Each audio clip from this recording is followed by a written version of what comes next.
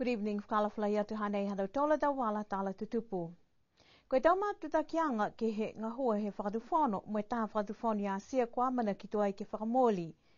Pehe li pale mia kua toke tā langi, koe whalu ni a tau whakaholoanga nei kua maua mai he tau mātuta kianga. Koe whakamōlianga ke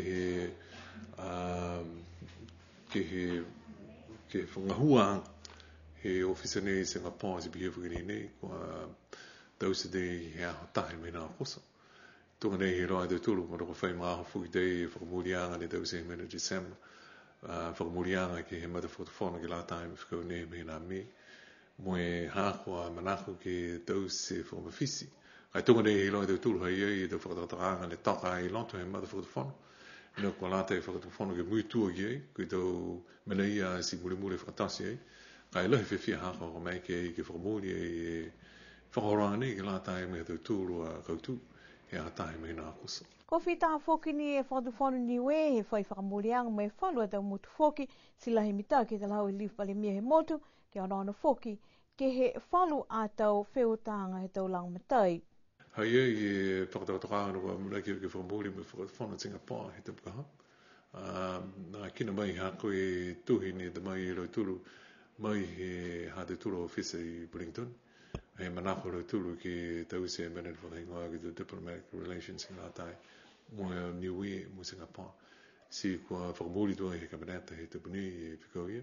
Mua whinatu he tupu hau ki Singapore ta hawala ia he hā kua apenong ki Singapore. Hā kua mena koe whanonga au ke mena ke he ka lahi whiawhiaha.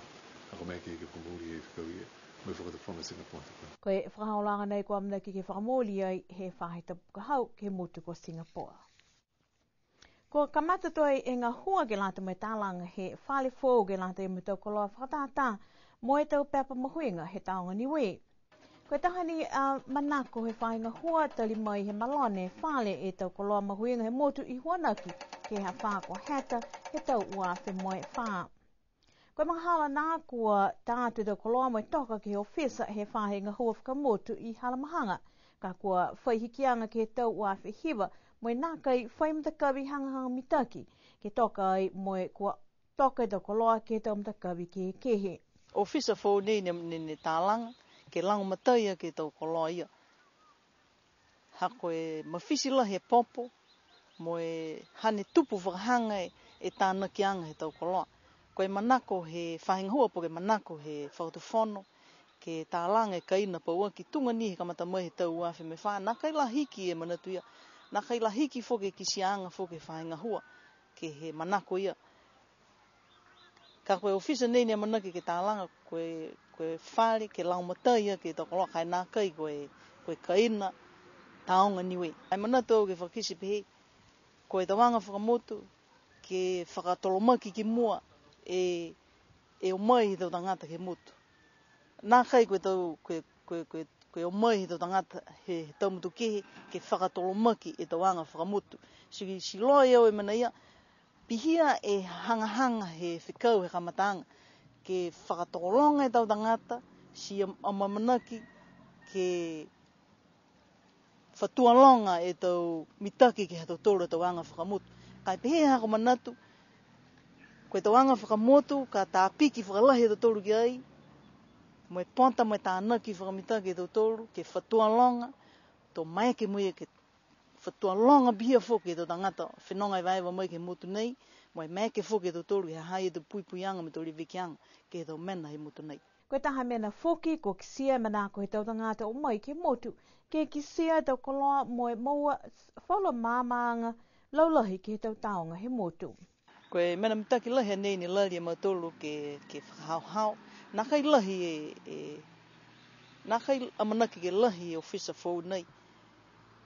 Kai tō lari e matolu ke whakahauhau e tau koloa ni ko kisia kua mahuinga lahi, mai kua lata e tau tangata ke kisia. Kisia lahi ke he tau nei, e tokolonga he tau matakainanga wha ahiahi mai. Moe wha tauhea mai whoki ke iloa e whalua walatala po ke tau tala tūwhaka holo po ke whalua a koloa ne tānaki ki loto he whainga hua. Kai uka whoki ke he whalua mga aho ka kano, ko nā kai taha he toka anga he tau koloa nei. Ke muka taua, ke veveu, mo i hawhangiwhangi, si mai ke tangata ke kisi kei, me hahai ei foki. E tau whakaweanga ke he puhala ke kisi atu kei. Kai ke mau e kai na whona i to mai ke tuku e tau koloa ke hawhangi ke tau tangata ke o atu mo i kisi ke whakaonga fo ke tau tangata mai halau tōla tau kumianga. Koe ngā hua kua kamata mo e kele tau tuanga pō to kamata e tālanga he whale kai hahai ki ai whalu mena kua tōtua. E tau ngā hua hakua nāka i katoa toa e tau masini ngā hua pihia fōki me tau koloa tunga e Mukasipi mo e Makasea. Hane whai ngā hua e whaahi loia he whakatuwhono he mga honai ke dause taha mata whakatuwhono ke lata mo i tau puhala kua whakaonga whahehe he tau tangata e tau lākau computer mo i tau koloa hila tunga e tau telefoni o ta whano mo taha puhala ke dause e tau mahani kolo wao. Hohoko mai toko ua e pulotu ki langmatai ke tau whakatutalanga mo e tau matakau ke he motu ke mo e tau manatu hangau ke he matakupu koe cybercrime mo e tālanga e tau matawhatuwhono ke puipuia ki e motu. Ko he professor ko Marco Gurker mai koe te ki he Cybercrime Research Unit ne whamame ia koe whakahaolanga nei ko tau se he International Telecommunication Union ke lata mo i hongfulu malima e motu he Pasifika ke tālanga i tau matawhatuwhono i lalo hefo he whakahaolanga ICB4PAC. Talahau e ia kua holomita ke tau whakatutalanga mo i kisia kua whitani whalo tau tangata hei loa mai mame tau mena glea ko tutupu kai ke kua nāka i whai puipuianga mai he cybercrime. Pesa ni ko niwe koe motu tose kai kisia kua laula he tau tangata ko mai ke whakaonga e tau lāka computer mo internet si kua hawhangi e tau puhala nei e tau tangata he motu ke he tau mahani ke lea whalu tangata mai whawhani kua whakaonga whahehe e tau computer. Mai ke whoki ke tau se whalu tau whakakoanga mo tau whanau aonga pia whoki e whahinga hua leo ke whakalaulahi e tau māmanga ke tau puhala ko mai ke whakanga hua e tau mata whakatuwhono. Koe ama mna ki ango tō tuku atu e tau hokotaki ke tau mata whakatuwhono kua tālanga pauaki ke lata mo niwe ke whakatuwhono he tau whahi tau pukuku I mua. Amana ki whoki ke tuku, whalataha mo i tau matanumela ki kisia e whakatuwhono kua whitani e kisia cybercrime ke motu mo kua lata ke whakamawhisi ke tālanga mo i whakamoli e tau matawhatuwhono ke puipuiaki e tau tangata he motu. Kua mana ki tau pulotu nei ke tuku whenonga ke he ahawa pungipongi. Kua tau whakahakoanga he whahinga hua whanua tōkau mo e whusika kua tau se mai tau tangata ngā hua whanua kua lahi e mawhala mai takolonga kua hoko atu ke whanua I wai papahi. Kamata he aho I ne awhi molo tolu mai he whahi tonga mo e whakatoa ke he aho nei. Koe tahani e whakaholoanga nei kua whakatoka he whahinga hua mui mai tua he tau whakatutalanga ke tau tangata ke tau maanga he tau wahina ko mole me tau manako kua whakakise. Ke moa e taha whakakoanga ke tau puhala ke whakaanga e tau kolo whunotunga e tau fertilizer tau waikona ke puipuia ke tau moko e tau whalakau tau puhala ke tau sei pa ke whamui tau sanga kau whalo tau mana pia moi mai ke whuke e mo tolu ke tau sei whakakoanga ke whakisi whalo tau puhala ke lewekia ke tau moa ne ko tamai e mo tolu e mutuko New Zealand koe manako ni he tau tangata ke moa e tau whakakoanga laulai mo e tau puhala ke whakisa e mo tolu tangata ngā hua ke lata e mo tau whakalaulahianga e tolu tau iloanga ke he tau puhala ngā hua whanua. Hai ai e tau ofisa tunga ni ko hai atu ne leweki atu ke tau maanga takitaha si ole atu ni ke mutolo tau tangata ne whia manako lang matai ke he tau hamutolo tau ngā hua whanua po ke leweki anga he tau manu ke matutaki mai ke hamutolo whahinga hua mo e tau ofisa ia ne kua tukutuku ai ke lang matai tau maanga takitaha. Whitania mo tolu he whakailo atu ki tau takitaki maanga whana takitaki maanga mo e ko lo tolu ni ne whai ngā hua tu mau mga hua whamuli ki te whanua ne whai matutaki mai. Talahau e Natasha koe tau mahina ko moali ko watu mo e tau se e tau whakaholoanga ki he tau whanoanga mo tau whamamanga kai linga tō mua atu e mitaki ke kisia mata ni he tangata e tau puhala ke langmatai ke tau whainga o whanua. Kua whakatutala whoki ke he tahatangata ngua whanua ke tau manatu ke he tau whakakoanga ko mitaki ke lifu mana te tau puhala ko mitaki. Ngō whanua ne whawhenga o ki ai ke lata me mautūra whakauranga he maanga. Koe whanua ne tō e tō koroa ke ke.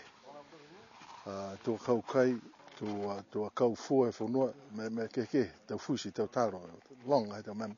Si koe aho nei ke mai longa e whakauranga he tau wai. Mena ne mua ke aini ke whakauranga kakama aini ke pui pui aki. Pa mena lahi ne mua whuki ki he whaingo whanua e tau koroa ke lata moe uwhiwhianga he tau fusi kai ki wafua ke pui pui aki mai he tau moko fruit flies in whai momo e tau koroa. Tomana usia aonga ke he whakaungang he ahoni.